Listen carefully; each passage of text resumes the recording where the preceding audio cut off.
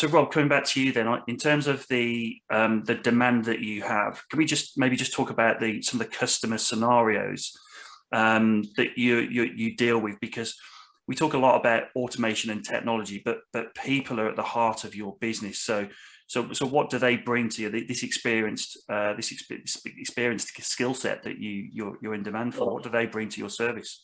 So we're a security operations center business. We provide software as a service, and that means that we're providing a service to businesses and customers. To do that, we've got to interact with their business and their existing people, their IT teams, their CISO, if they have one, and any security people they may have on board. And what we're trying to do is to augment their team as opposed to replace it or outsource it. Because I think what's really important to remember is that each business has its own traits, its unique traits, and you need the knowledge of how that functions to provide an effective security operation. So we always try and build what we call a hybrid operating model, which means that we're working with the people. And we always say that in building a SOC, it's probably 25% technology, 75% people and process. And the bit that's always missing is the people and process.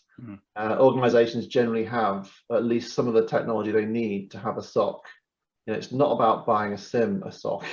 It's about building processes, and you start with incident response and kind of work backwards. What would we do if there was a major ransomware attack and it had got to several stages down and things were in a bad way?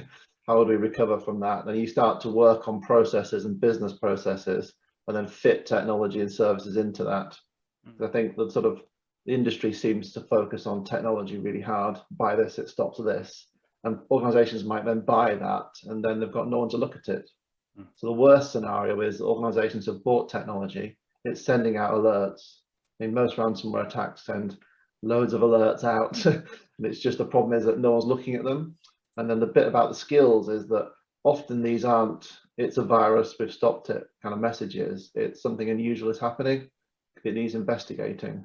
And to do that, you need people. And that's the skills that we're after. It's experience in investigating things, which we call cyber events or alerts, before they become major incidents. And then having the confidence to feed that back to a customer and say, you should do something about this, or we're going to do something about this. We're going to do some measures, we're going to put something in place. We might disrupt your business slightly to stop a bigger problem. So that requires confidence and experience, doesn't it? If you're going to say to a manufacturing business, you might need to stop this shortly while we investigate further because there's a big risk. These are major decisions we're putting on individuals in cyber these days. It's not just do I pay ransom or not, it's before that we're trying to stop things before it gets to that stage, but it still means that things need people who you can trust, and they need experience, they need confidence, they need support of other teams around them as well to make those decisions. Yeah,